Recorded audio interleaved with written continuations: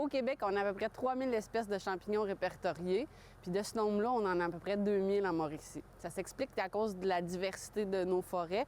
C'est une forêt de transition, donc on a beaucoup d'espèces feuillues et d'espèces de résineux. Ici, on est présentement au moulin seigneurial. Le type de forêt qu'on retrouve ici, comment tu le qualifies? C'est une forêt qui est quand même assez diversifiée. Il y a beaucoup de vieux arbres. C'est une vieille forêt. Ça amène vraiment une belle qualité là, au niveau des espèces de champignons. Ouais. Là, ici, on a affaire à un bolet parce que ce qu'on voit en dessous, c'est des tubes. En fait, ce qu'on voit, c'est plus comme une éponge, là, mais si on le coupe de côté, là, on va voir que ce sont vraiment des petits tubes ici qui sont collés. Puis on a la chair du champignon en haut. Le début de la saison des champignons va se faire à la fin mai, début juin avec les morilles.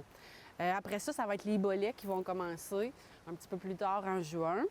Les bolets, on va les retrouver là, tout au long de l'été jusqu'au début de l'automne. La famille des chanterelles, ça va commencer en juillet et se poursuivre ça aussi là, tout au long de l'automne.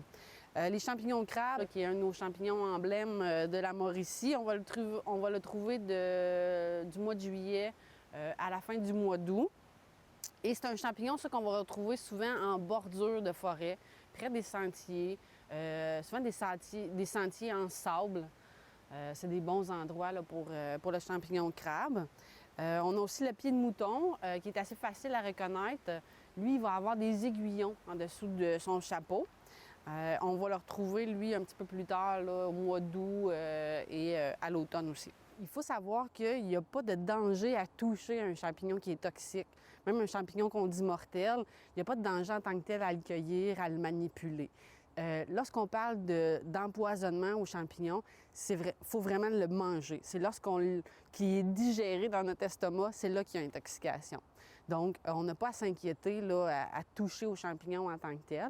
Puis, l'autre chose qui est importante à savoir, c'est qu'on doit faire cuire nos champignons aussi avant de les consommer. Tous les champignons qu'on cueille en forêt, les champignons sauvages, il y a quelques petites exceptions, mais la règle générale, c'est vraiment de faire cuire nos champignons comme il faut avant de les manger.